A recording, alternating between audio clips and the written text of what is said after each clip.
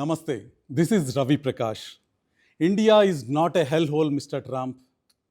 How can you insult India by calling it a hellhole? Why is Donald Trump so much against India? This is not just a social media post. This is not just rhetoric.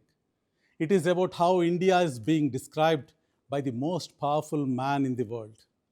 When Donald Trump uses words like hellhole in a context that includes India, you have to ask, is this leadership or outright disrespect? A long explosive post goes viral. At first glance, it looks like another political rant. But when you read closely, you realize this is not just about immigration. It's about how entire nations, including India, are being framed. Let's break down the most disturbing parts.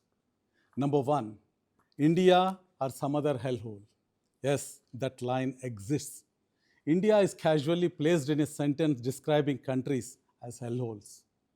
No nuance, no context, just a sweeping insult. This is not policy criticism. This is language that demeans entire nation.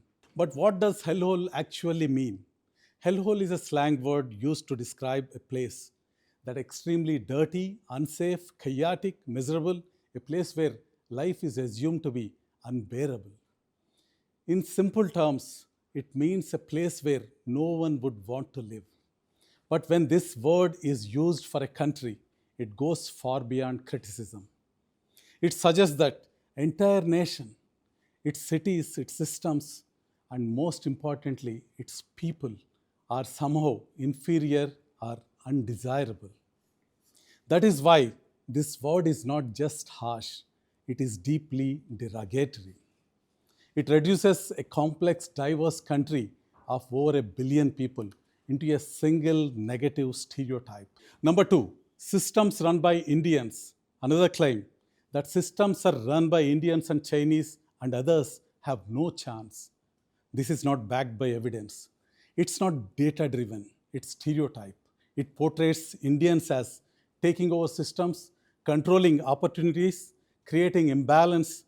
This is exactly the kind of narrative that fuels bias and resentment.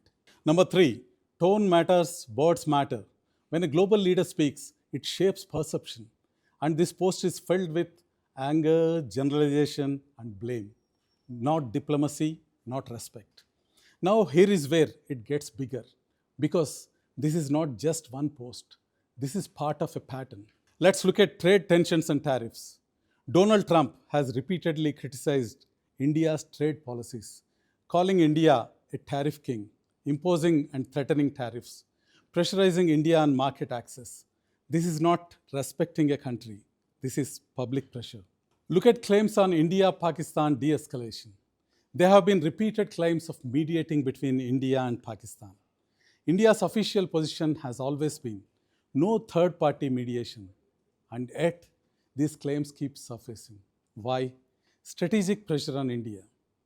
India has always followed an independent foreign policy, buying oil based on national interest, maintaining relations across blocs, balancing global powers. But increasingly, there is pressure on India to fall in line. And when it doesn't, the tone shifts. Look at global positioning. India is not just another country, it's a rising global power, a key strategic partner, a voice in the global south. And that means one thing, India will make its own decisions. So when you combine words like hellhole, stereotypes about Indians, trade pressure, diplomatic claims, it raises a serious question. Is this partnership or pressure? Because respect cannot be one sided. India is not asking for favors. India is asserting its place. And global leadership is not about domination, it's about mutual respect. This is bigger than one leader. This is about how nations are treated. India welcomed global engagement. India built partnerships, but respect is non negotiable.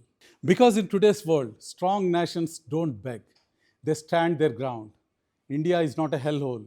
India is a powerhouse and it will be treated like one.